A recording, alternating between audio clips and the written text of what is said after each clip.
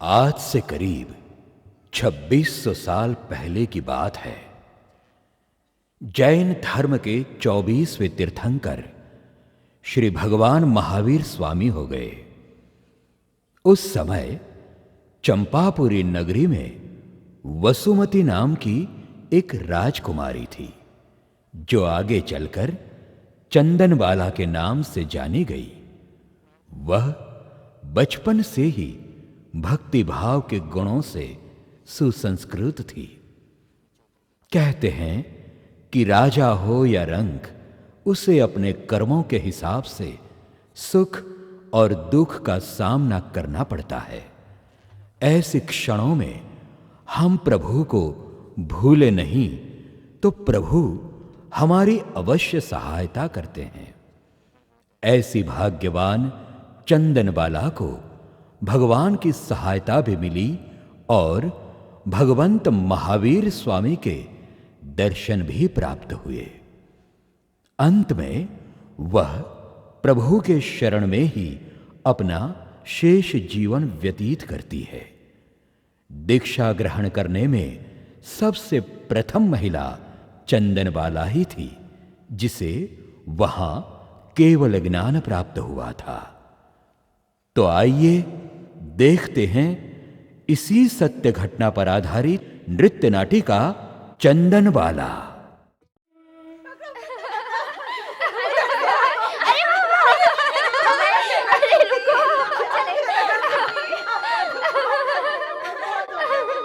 अरे लो, मैं फिर से हार गई।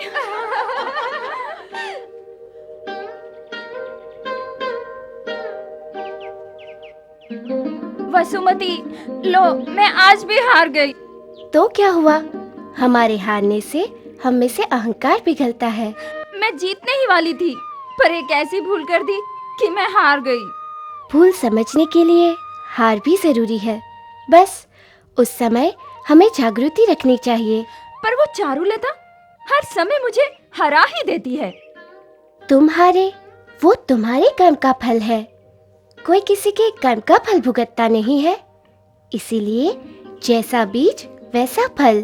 जैसा बीज वैसा फल? हाँ, हमारे किए हुए कर्म के अनुसार फल मिलता है। पर मैंने तो कुछ भी नहीं किया। आज नहीं किया, पूर्व जन्म में तो किया होगा ना। इसीलिए किसी भी व्यक्ति का कोई कसूर नहीं होता। जो भी है वो हमारी गलतियों का फल भुगत रहे हैं। जो होता है वो न्यायपूर्ण ही होता है। कभी भी किसी से भी अन्याय नहीं होता। जो हो रहा है वही न्याय है। ठीक है, मैं समझ गई। अच्छा, अब मैं चलती हूँ।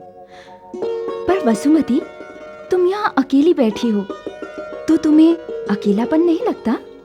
मुझे कहीं भी अकेलापन नहीं लगता। मेरे प्रभु मेरी स्मृति के रूप में, आज्ञा के रूप में मेरे साथ है। प्रभु के सानिध्य में जो आनंद और तृप्ति मिलती है वो और कहाँ। मैं भी अकेली हो गई हूँ। वो कैसे? कोई भी मुझसे बात नहीं करता। क्यों? मेरा अभिमान और मेरा गुस्सा। फिर भी मैं भगवान से प्रार्थना करती हूँ कि सब मुझसे बात करें। उससे मुझे सुख शांति मिलेगी। तुम अधिक अपेक्षा रखती हो। तुम्हें अहंकार और क्रोध को तो छोड़ना नहीं है। तो प्रभु इसमें क्या करेंगे? मैं चाहे कुछ भी करूं, लेकिन मेरी प्रार्थना तो प्रभु जरूर सुनेंगे ना। ठीक कहा ना मैंने वसुमती? वासंती, मैं तुझे एक कहानी सुनाती हूँ, जरा ध्यान से सुनना। हाँ हाँ, सुना। मुझे कहानियाँ सुनना अच्छा लगता है। एक नदी के किनारे एक छोटे मुंह वाले मटके में खट्टे मीठे बेर थे। इतने में कहीं से एक बंदर वहां आ गया। उसने मटके में देखा कि वाह बे वाह, इसमें तो खट्टे मीठे बेर है। उस बेर को खाने के लिए बंदर ने उस छोटे मुंह वाले मटके में हाथ डाल दिया और मुट्ठी भर के बेर ले लिए। फिर मटके से हाथ बाहर निकालने लगा तो हाथ तो बाहर आता ही नहीं था।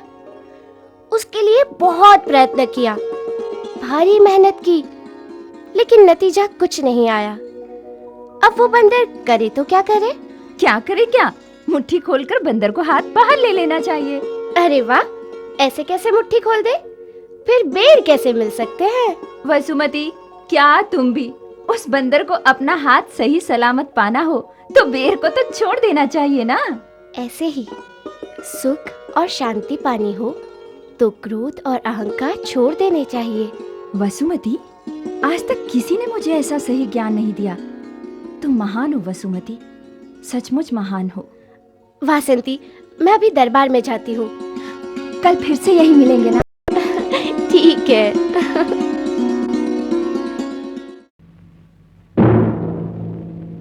चंपा नगरी के राजा दधिवाहन एवं रानी मां धारिणी की पुत्री राजकुमारी वसुमती राज दरबार में पधार रही हैं।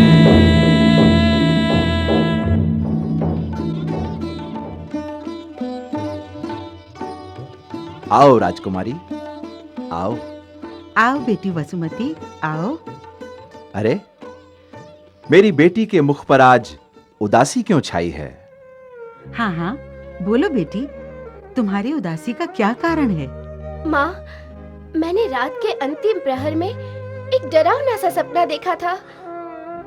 क्या देखा सपने में वसुमती?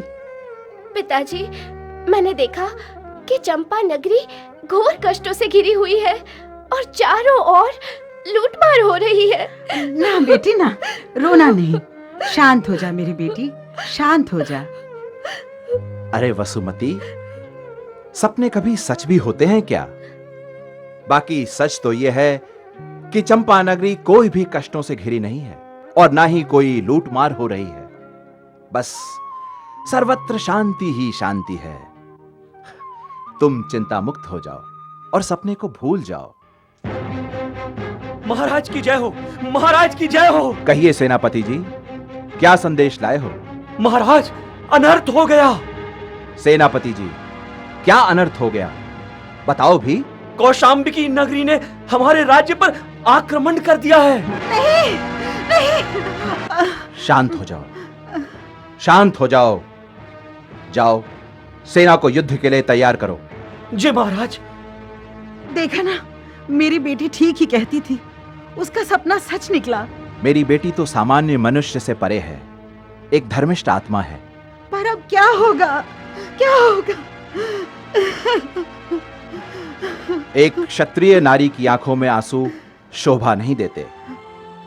धीर धरिए, मैं भी युद्ध भूमि पर जाता हूं ताकि चंपा नगरी की सेना कौशाम्बी की सेना से डटकर मुकाबला कर सके। प्राणनाथ, प्राणनाथ।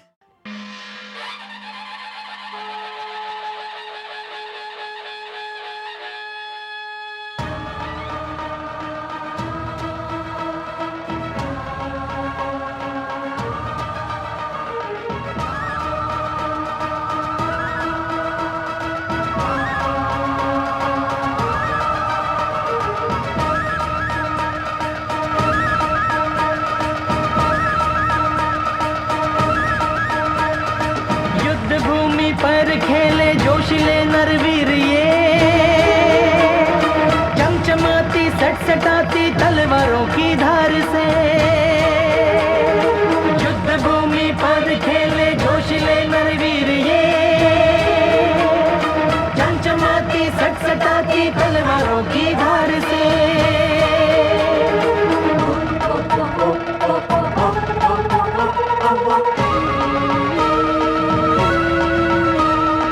कौशाम्बी की सेना ने चंपा पर धावा बोल दिया।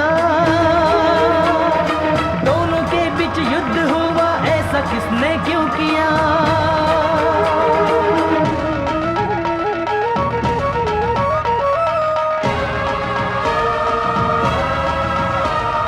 भागे चारों ओर मानो जान बचाने आज ये, जलते घर से निकले बाहर कौन सुने फरियाद ये। घोर भयंकर शोर मचा है आंधी और तूफान में, निर्दोष एवं शांत चंपा पूरी का बेहाल है।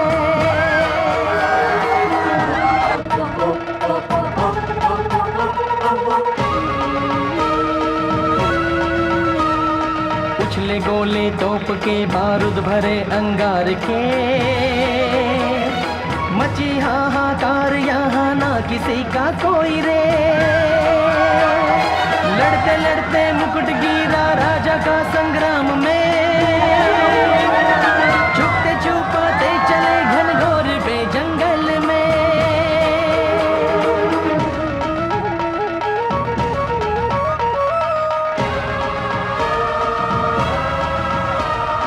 सेना हुई तहस नहस राजा की इस हार से,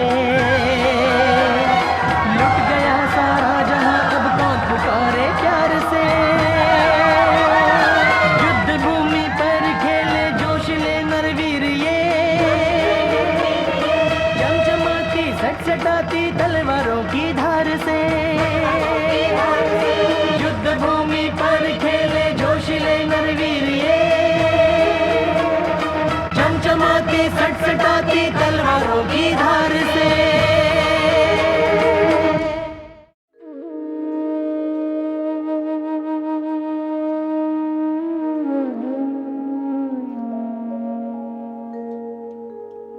माँ, पिताजी को रण संग्राम में गए हुए 8 दिन बीत गए। मुझे उनकी बहुत चिंता हो रही है। कब आएंगे? अंदेशा है कि 1-2 दिन में जरूर आ जाएंगे। बेटी वसुमती, तुम अस्वस्थ हो गई हो, जाओ जाकर आराम कर लो। नहीं माँ, मैं आपके साथ रहूंगी। अरे मेरी बच्ची, मेरी बच्ची।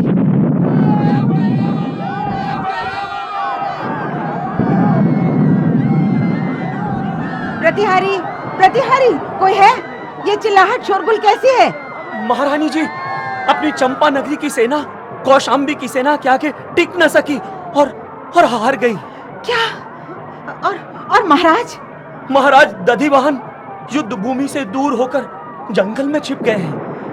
माँ, अब क्या होगा? अब तो कौशाम्बी की सेना ने चंपा नगरी पर कब्जा कर लिया है और चारों ओर लूटपाट शुरू कर दी है। ये इसी का ही शोरगुल है। तो आप यहाँ क्या कर रहे हो? जाओ, नगर के सारे दरवाजे बंद करवा दो, कोई भी अंदर आने ना पाए। जाओ। महारानी जी, मैं भी बचते बचते यहाँ तक मुश्किल से आया हूँ। तो आप यहाँ क्या लेने आए हो? महारानी जी, मैं महाराज का सारथी हूँ। महाराज ने आप दोनों को जंगल में बुलाया है। लेकिन कौशाम्बी का राजा शतानिक बड़ा ही शैतान है। वो यहाँ कभी भी आ सकता है। वो आप दोनों को बंदी बनाए उसके पहले हम यहाँ से पिछले दरवाजे से सीधा जंगल में पहुंच जाते हैं। ये भयभीत वातावरण से निकलकर जंगल की खुली हवा में शांति की सांस तो ले सकेंगे। इसीलिए महाराज ने मुझे यहाँ भेजा है। बेटी, अब सोचने का वक्त नहीं है। चलो यहाँ से चलते हैं। तुम्हारे पिताजी भी हमारी राह देखते होंगे। चलो सारथी। जी महारानी जी।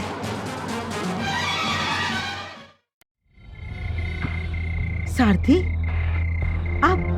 आप हमें इस घने जंगल में ले आए, पर महाराज कहीं दिखाई नहीं देते। कहाँ है वो?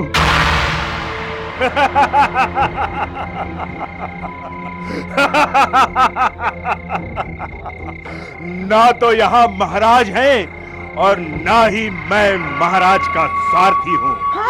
हाँ, मैं तो हूँ कौशाम्बी नगरी के राजा शतानिक का सैनिक। चंपापुरी को लूटते लूटते मैं राजभवन में आया। वहां आप दोनों को देखा और आपकी सुंदरता देख मेरा मन आप पर आ गया। मैं आपसे विवाह करना चाहता हूँ। विवाह? हाँ, गंधर्व विवाह। मैं तो महाराज की पत्नी हूँ। अब मेरी बन जाओ। क्या? हाँ, इसीलिए तो बहाना बनाकर तुम्हें यहाँ ले आया हूँ।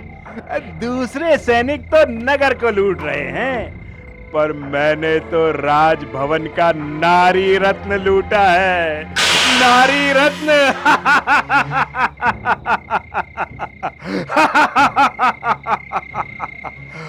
जो सुख का आनंद राजा महाराजा लेते हैं, वो सुख का आनंद आज एक सैनिक लेगा।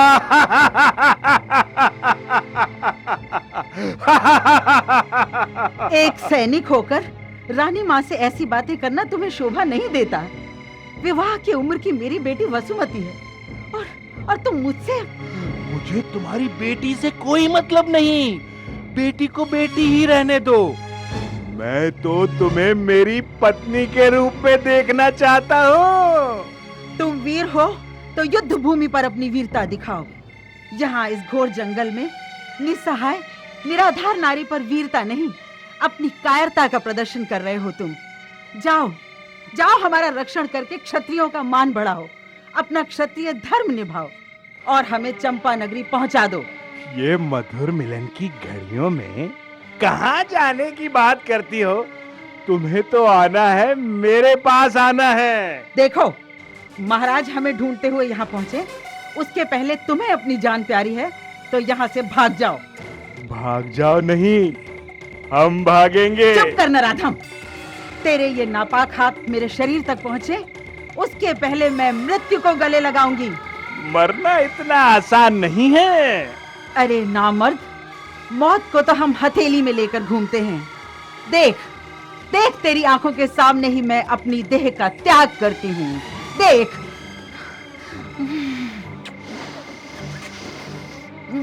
ओह ओह ओह, माँ! माँ!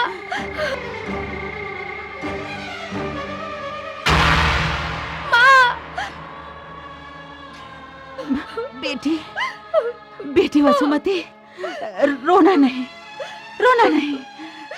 प्रभु का नाम स्मरण करो। मैंने सारा जीवन संसार के व्यवहार कार्य में बिता दिया। जब समय आया तब किनारे आकर मेरी नैया डूब गई। पर एक बात की खुशी है,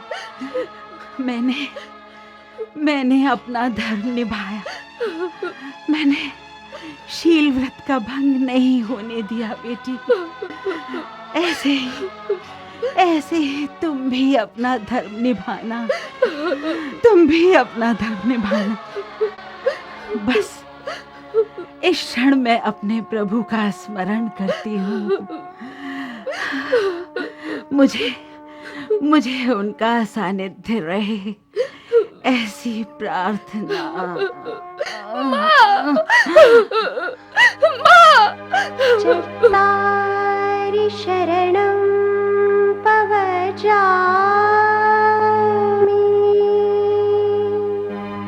अरिहन्ते शरणं पवजामि, सीते शरणं पवजामि, साहू शरणं पवजामि,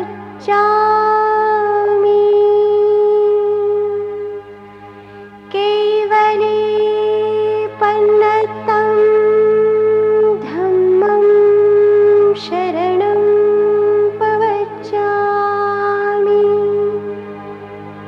धम्मं शरणं पवजामि, धम्मं शरणं पवजामि।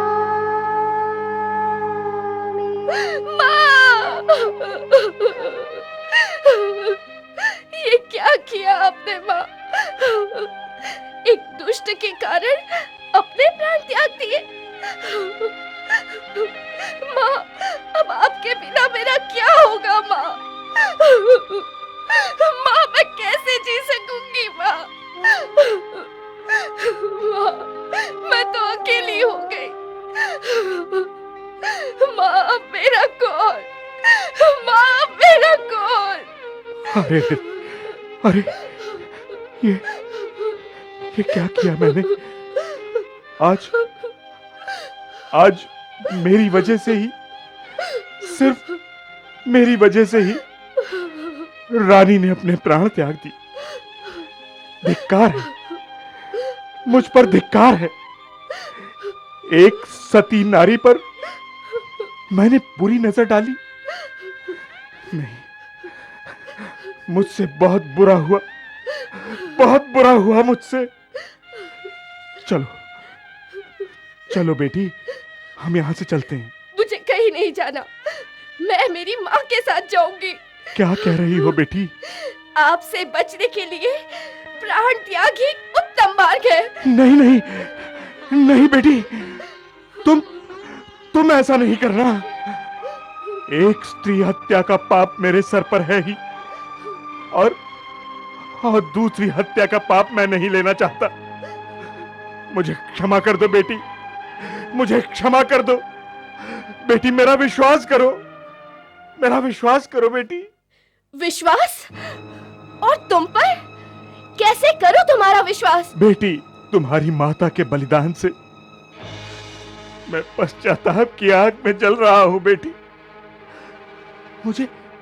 मुझे हृदय परिवर्तन का एक मौका तो दो बेटी। एक बाप अपनी बेटी के प्राण की रक्षा करके प्रायश्चित करना चाहता है। मेरे साथ मेरे घर चलो बेटी, मेरे साथ मेरे घर चलो। ना नहीं कहना बेटी, ना नहीं कहना। ठीक है, मैं आपके साथ चलूंगी, पर इसके पहले मेरी माता का अंतिम संस्कार होगा। हाँ हाँ हाँ, अग्निदाह के लिए मैं अभी सूखी लकड़ियां लेकर आता हूँ। सुनो, कौशाम्बी में या और कहीं भी मेरा असली परिचय किसी को भी करवाने की जरूरत नहीं। मुझे मेरे माता पिता के नाम को उज्जवल रखना है। मैं एक राजकुमारी हूँ ऐसा दिखावा भी नहीं होना चाहिए। एक सामान्य मनुष्य के भांति मुझसे व्यवहार किया जाए, यही आपसे विनती है। वाह वाह, कितने उच्च विचार। इसे कहते हैं चंपानगरी के राजघराने के संस्कार। धन्य धन्य हो बेटी, तुम धन्य हो। तुम्हारी इच्छा के अनुसार ही सब कुछ होगा। आइए आइए कौशाम्बी नगरी के सिपाही, आइए। चंपा नगरी से हमारे लिए क्या ले आए, झटपट बताइए मेरी जूती से। वो कुछ खास नहीं। हैं? कुछ नहीं लाए मेरी जूती से? ओहो हो, ये कौन है मेरी जूती से, और आपके साथ क्यों आई है मेरी जूती से? तुम्हारे काम में हाथ बटाने के लिए लाया हूँ इस बेटी को। तुम्हारे काम में हाथ बटाने लाया हूँ, भाड़ में जाए मेरी जूती से। ऐसा नहीं कहते। क्यों न कहूँ मेरी जूती से? कौशाम्बी के जितने भी सिपाही चंपा नगरी गए थे, वे सब माला माल होकर आए हैं, और आप क्या लाए हैं? मेरे जी का जंजाल। कान खोल कर सुन लीजिए, मुझे तो धन चाहिए, धन।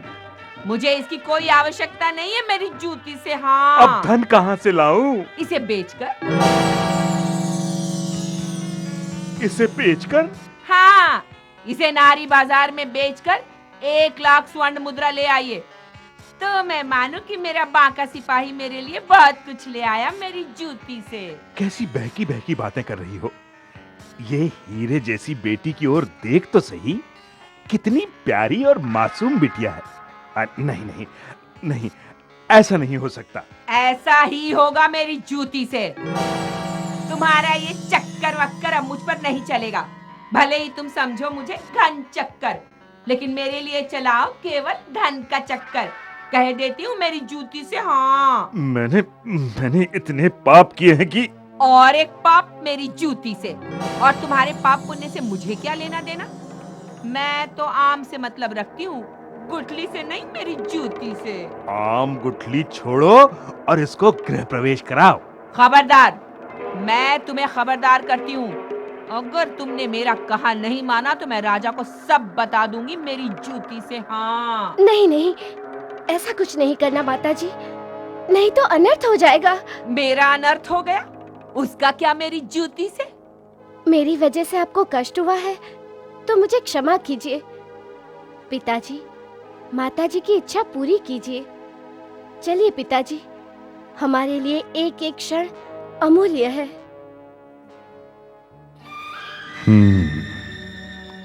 अगर मैं इसे नारी बाजार में बेचने के लिए न ले गया तो पत्नी राजा को बता देगी और इसका परिणाम विपरीत होगा। ऐसे देखा जाए तो मेरी पत्नी की बात भी ठीक ही है। सोने की चिड़िया हाथ लगी है, उसे ऐसे ही उड़ा दिया तो क्या फायदा।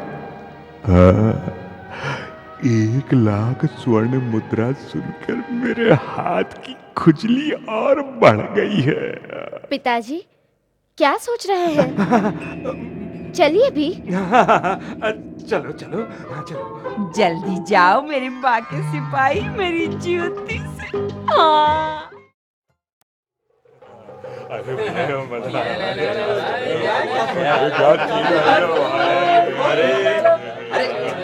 अरे भाई बाजार तो खुल गया है। हाँ भाई, बाजार तो खुल गया है, जी रौनक है भाई। अरे तो फिर कोई चमक दमक नहीं है? हाँ, चमक दमक तो नहीं दिखाई दे रही है। क्यों भाई आए? क्या बात है? ये चबूतरा बड़ा सूना लग रहा है। हाँ, बिना नारी का ये चबूतरा सूना नहीं होना चाहिए। हाँ भाई, हाँ, सही कह रहे हो, सही कह रहे हो, सूना नहीं होना चाहिए। अरे हाँ, अरे भले मानस, इस चबूतरे पर खड़ी रख सके ऐसी मूल्यवान कोई वस्तु भी होनी चाहिए। अरे इस दास बाजार की रौनक ही नारी है, इसीलिए लोग इसे दास बाजार के बदले नारी बाजार ही कहते हैं। सही कह रहे हो भैया, सही कह रहे हो। हाँ, सही कह रहे हो भाई। नारी की नीलामी हो, बोली बोली जाए, ये सब मुझे बहुत अच्छा लगता है। अरे अरे, मुझे भी अच्छा लगता है, मुझे भी अच्छा लगता है। पिताजी ये कितनी अजीब जगह है, यहाँ तो मेरा जी घबरा रहा है। मुझे और कहीं चलिए। बेटी, यही तो दास बाजार है, जहाँ गुलामों की बिक्री और खरीदारी होती है। तुम्हारी माताजी को 1,00,000 स्वर्ण मुद्रा दिलवाने का वादा किया है। वो मैं तुम्हारे लिए अब बात करके आता हूँ। हाँ,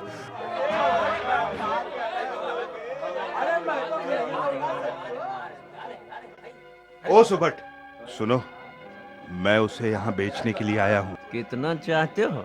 कम से कम 1,00,000 स्वर्ण मुद्रा। 1,00,000 स्वर्ण मुद्रा?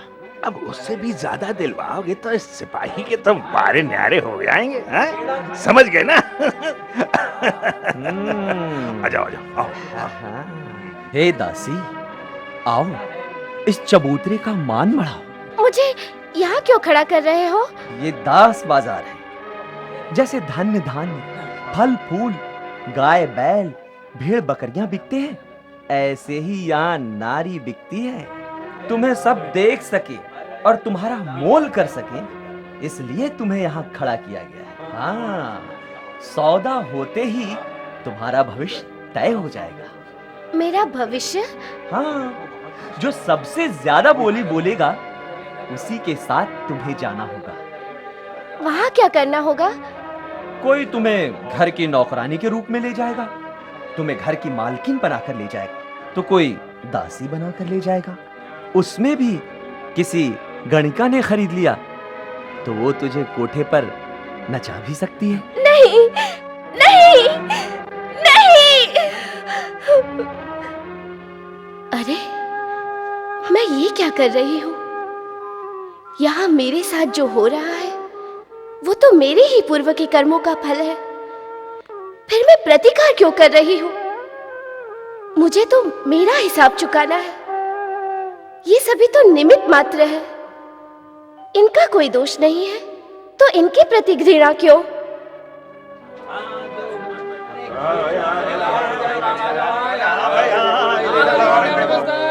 सुनिए सुनिए सुनिए, एक सुंदर कन्या दासी बनकर आज इस दास बाजार में बिकने के लिए आई है। जरा इसे गौर से देखिए और इसका मोल लगाइए। मानो स्वर्ग की अप्सरा है। ये कोमलता, ये नाजुकता। सुनिए तो बोली शुरू करते हैं। देखते हैं ये सुगंधी कली का किसे सौभाग्य प्राप्त होता है। तो मोल लगाइए। 10,000 एक स्वर्ण मुद्रा। आगे बढ़ो। अरे भाई, 15,000 एक स्वर्ण मुद्रा। 20,000 एक सुवर्ण मुद्रा। रुको रुको रुको, 25,001 स्वर्ण मुद्रा, 30,001 स्वर्ण मुद्रा, 40,001 स्वर्ण मुद्रा, 51,001 स्वर्ण मुद्रा। हे प्रभु, मैं तो तुम्हारे अलौकिक गुणों से मुग्ध होकर तुमसे ही बिक गई हूँ। कोई बोली नहीं, कोई खिंचातानी नहीं, बस मेरे लिए तुम मेरे नाथ और मैं तुम्हारी दासी। बस केवल तुम और तुम। अरे देखो देखो देखो, रूप बाजार की मल्लिका यहाँ आ रही है। बस अब तो ये कोठे पर ही जाएगी। अरे कैसे जाएगी? मैं अभी जिंदा हूँ। क्या बोली चल रही है? 51,001 स्वर्ण मुद्रा। हम ऐसी ही सुंदरी की इच्छा रखते हैं। 60,001, 70,001, 80,001, 1,00,000 स्वर्ण मुद्रा। रहने दो, इसे तो हम खरीदेंगे। 2,00,000 स्वर्ण मुद्रा। 2,00,000 स्वर्ण मुद्रा। 2,50,000 स्वर्ण मुद्रा। हे नगर नायिका, बोलो बोलो, चुप क्यों हो गई? अरे कुछ ही महीनों में ये संगीत और नृत्य सीख लेगी तो धन संपत्ति तेरे कदम चूमेगी। 3,00,000 स्वर्ण मुद्रा। 3.5 लाख। फिर से सोचने पर मजबूर कर दिया है नगर नायिका को। अरे इसमें क्या सोचना है? अगर तुमने इसे पा लिया तो तुम्हारा बुढ़ापा सुधर गया समझो। 4,00,000। 4 लाख। पिछले 10 साल में इस दास बाजार में इतनी ऊंची बोली कभी नहीं बोली गई। सही बात, ये तो कमाल हो गया। चलो सुंदरी, पालकी तैयार है, बैठ जाओ। बहन, आपका कुल क्या है? कुल सर्वकुल है। मुझे आपके यहाँ काम क्या करना होगा? काम कुछ भी नहीं, बस सज धज कर मन को बहलाना होगा। भांत भांत के भोजन, पान सुपारी, दिन से अधिक रात सुहानी। तुम सदा सुहागन रहोगी, कभी भी वैधव्य भुगतने की नौबत नहीं आएगी। बड़े बड़े धनी मानी तुम्हारे चरणों में होंगे, बस राज करोगी राज। बस मैं समझ गई, मैं इनके साथ नहीं जाऊंगी। ये जिस इच्छा से खरीद रही है वहां तो मैं सपने में भी नहीं जा सकती। बेटी, ऐसे मना नहीं करते। तुम्हारी माँ को दिया हुआ वादा याद है ना? जाओ, पालकी में बैठ जाओ। पिताजी, माँ को दिया हुआ वादा मुझे बराबर याद है। मेरा जो भी मोल लगाया हो वो आपको मिल जाएगा। उसके बाद ये पालकी सीधी शमशान घाट जाएगी। लेकिन इनके यहाँ तो कभी नहीं। हे प्रभु, मेरी सहाय करो, मेरी रक्षा करो। ऐसी कौन सी समस्या है जो आपकी कृपा से सुलझी ना हो? ऐसी कौन सी दुविधा है जो आपकी भक्ति से दूर ना हुई हो? हे प्रेम के सागर, मुझे निश्चल प्रेम का एक बूंद ही दे दो, ताकि बाहर के ये प्रदूषित वातावरण में भी मैं आपके अस्तित्व का अनुभव कर सकूं।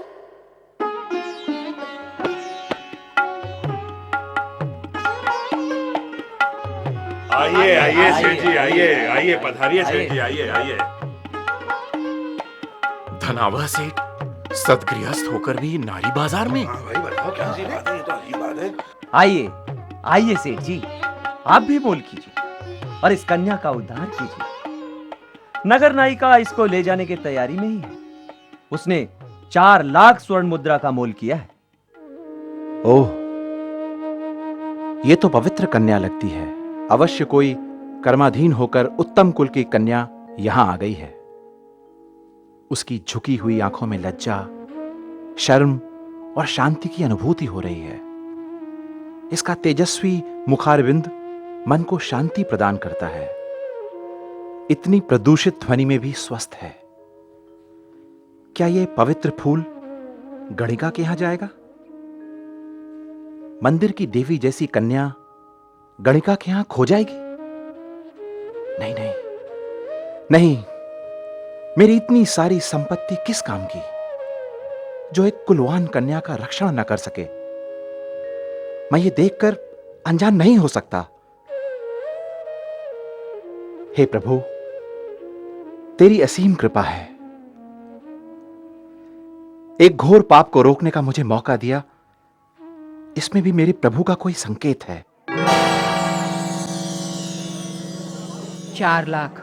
4 लाख स्वर्ण मुद्रा 1, 4 लाख स्वर्ण मुद्रा 2, 4 लाख स्वर्ण मुद्रा 5 लाख स्वर्ण मुद्रा।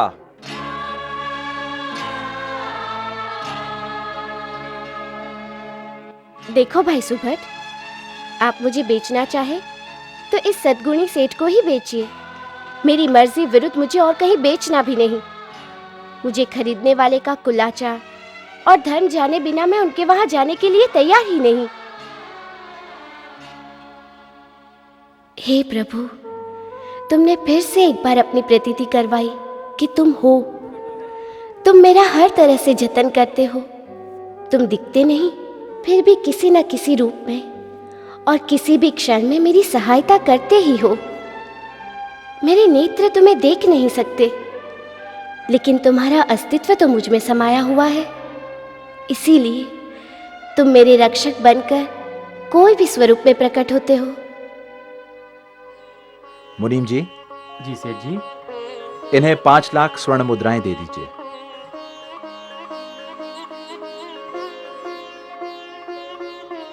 जाओ बेटी, तुम बहुत भाग्यशाली हो कि तुम धनावा सेठ के यहां जा रही हो।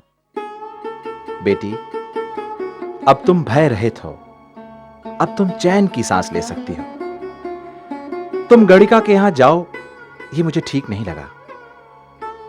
इसीलिए मैंने तुम्हें पुत्री के रूप में खरीदा है।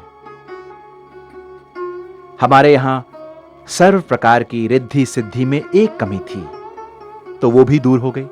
मैं आपका उपकार कभी नहीं भूलूंगी। ना बेटी ना, इसमें उपकार कैसा?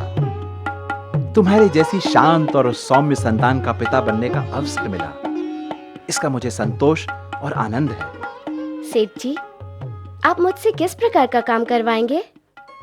बेटी, मैं वितराग भगवान का उपासक हूं। सदाचार मेरे घर का श्रृंगार है। अपने घर आया हुआ कोई भी अतिथि खाली हाथ न लौटे, यही काम करना है तुम्हें। बेटी, तुम्हारा नाम क्या है? मैं तो आपकी दासी हूं। आप जो चाहे नाम से बुलाइए। बेटी, तुम्हें दासी बनाने के लिए नहीं खरीदा, तुम्हें बेटी पुकारने के लिए पाया है। आज से तुम मुझे सेठ जी नहीं, पिताजी कहोगी। आपकी आभारी हूं पिताजी। आहा हा हा, जिसका मन चंदन जैसा शीतल हो, पवित्र हो, उसका नाम तो चंदन बाला ही होना चाहिए। आज से हम तुम्हें चंदन बाला कहेंगे। चंदन बाला।